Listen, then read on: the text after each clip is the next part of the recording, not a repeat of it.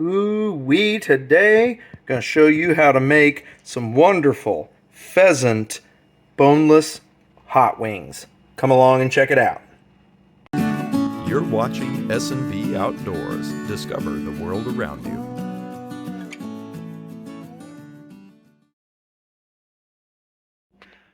Well, hello and welcome, guys, to another video. We're going to be doing some cooking today. So what I've got is I got some things set up. See if you can see it. Here we are. This is just going to be a quick video. It's not going to be like a formal cooking video, but I was needing to eat lunch, and this is one of my favorite things to do.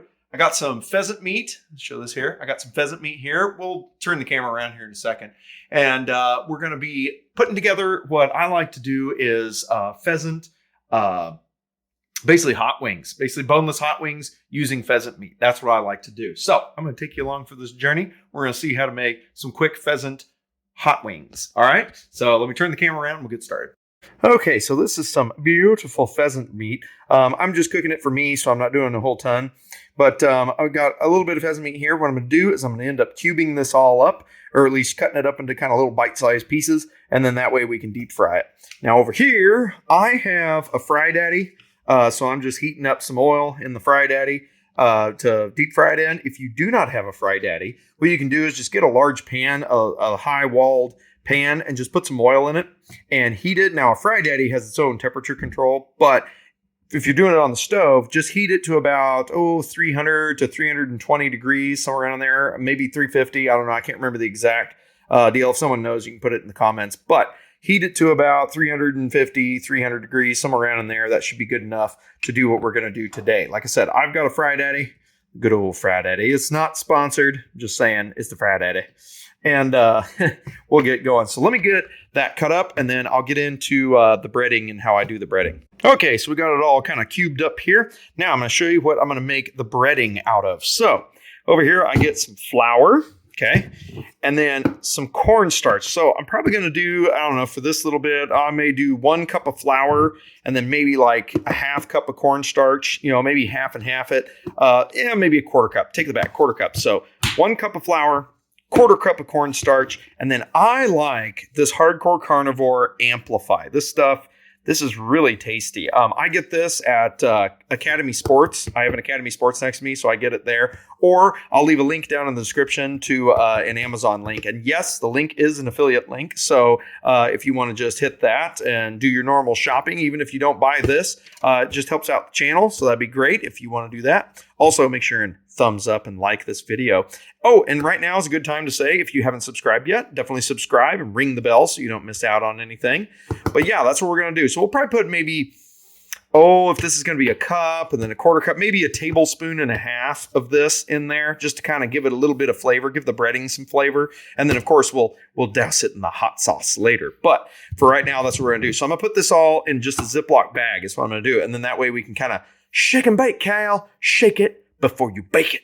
Well, shucks, here's the kicker, guys. I ran out of my cornstarch. I don't have enough. So I had a little bit. So this could turn out a little bready, but I think it'll be just fine. If you basically don't add the cornstarch, it doesn't get that really crisp shell on it. So I like putting cornstarch in it. But since I don't have very much, they may not turn out really crispy. They may turn out a little more bready than crispy. But we'll see. I threw some in there. We'll see how it goes. So I've got it.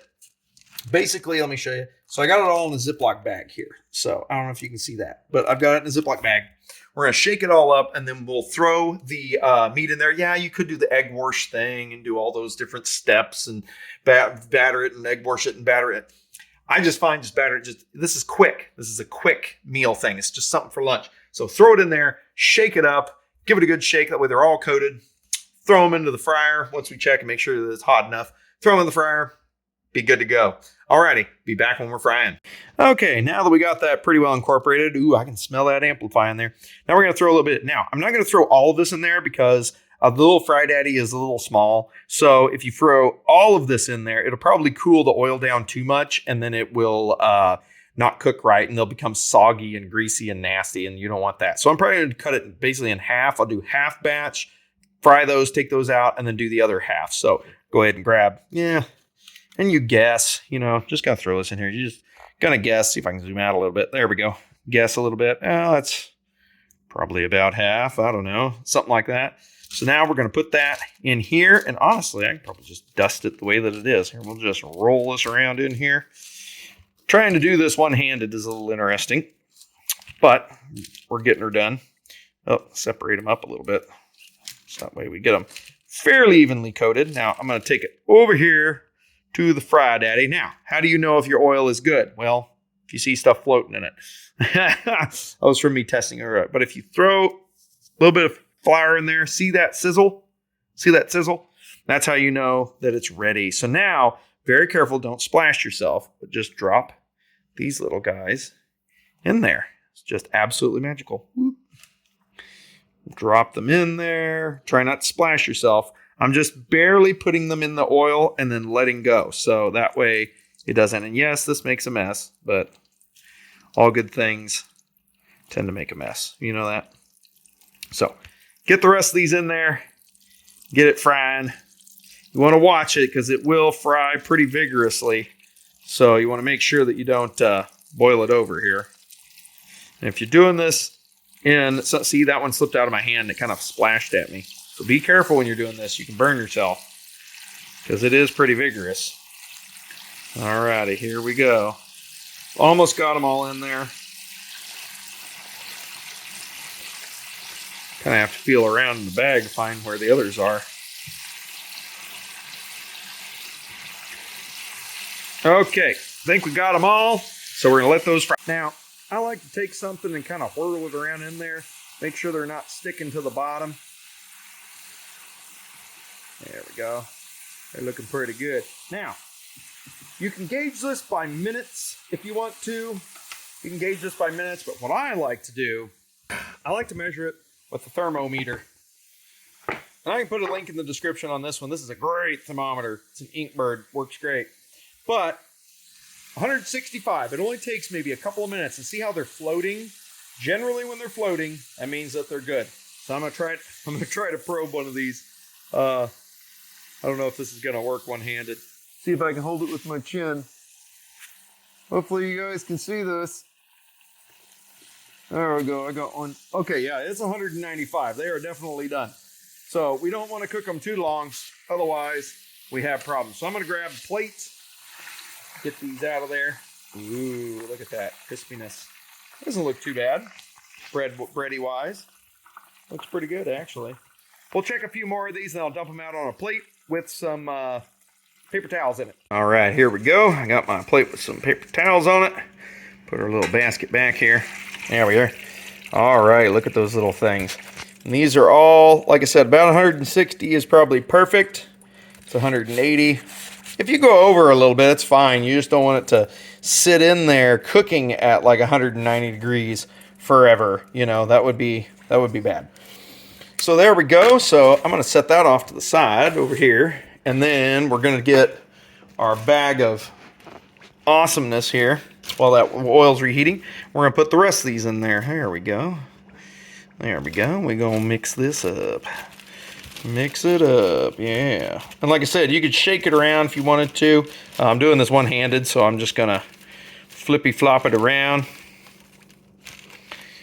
I find it sometimes easier to make videos, or at least I feel like I'm more inclined to make videos if I'm using my phone instead of my GoPros and everything. I feel like it's such a burden to get all the GoPros out and all that stuff and trying to film a movie. It's nice to just do it quickly.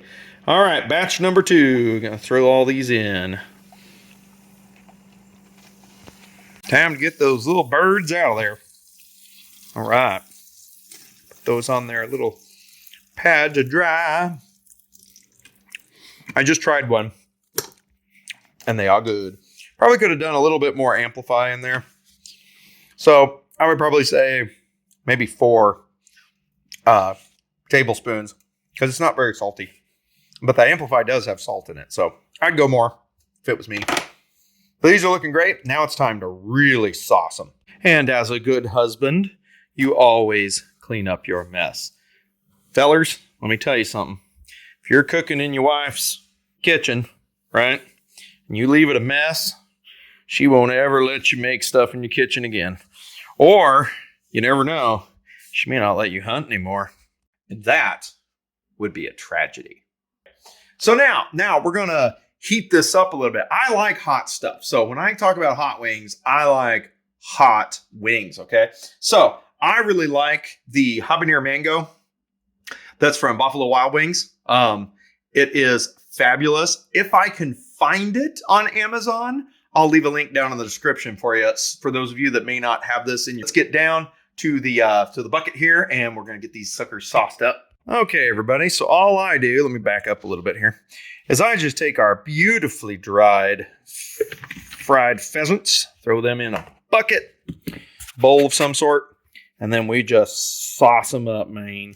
In fact, I may use the rest of this bottle. We just sauce them up, get it on there. And then we get to do the shake. So now you do the shake and spin. So you spin her around, and then you kind of get them to flop over on each other. Spin them around, flop over on each other. There we go. Ooh, I can smell that. Ooh, that smells good. Oh, yeah, look at that. Mm-hmm. Oh, that's just beautiful. Beautifully sauced. Now we're going to get our plate over here. Check this action out. Oh, doesn't that look beautiful?